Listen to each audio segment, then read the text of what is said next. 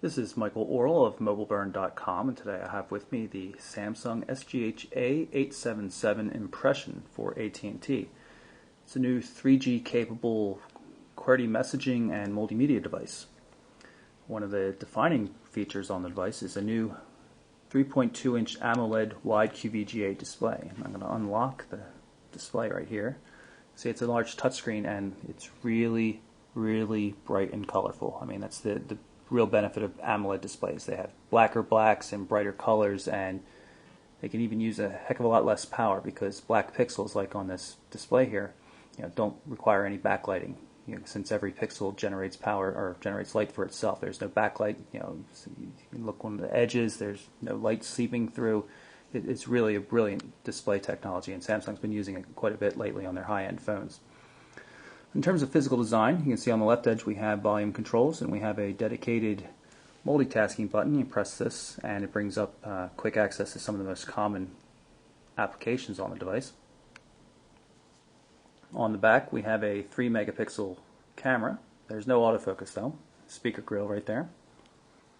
On this edge we have the lock button, which is pretty poorly designed because when you have to hold it in to lock and unlock the device, and just because of the way it's positioned low here and you're grabbing the other side, you often see, I'm trying to grab it here and I'm actually sliding it open a little bit, which makes it a little hard to use.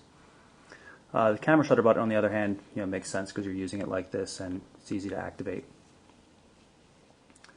Not too much to see on the front, except for 3 controls right down here: call send, call end, and a dedicated back button.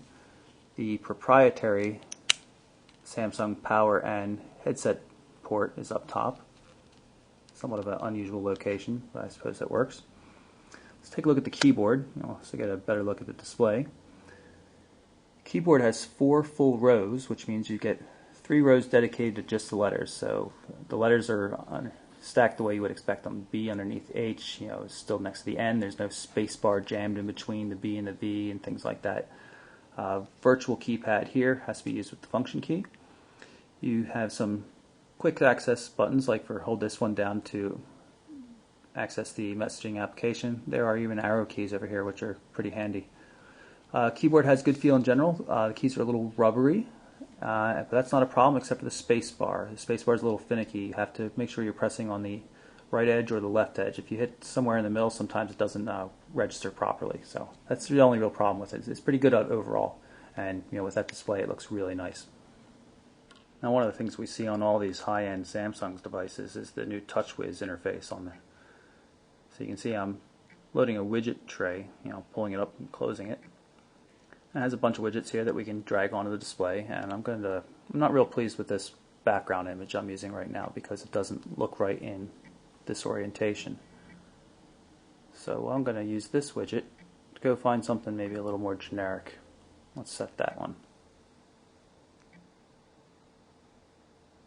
When we're done with the widget, just grab it, drag it back onto the tray.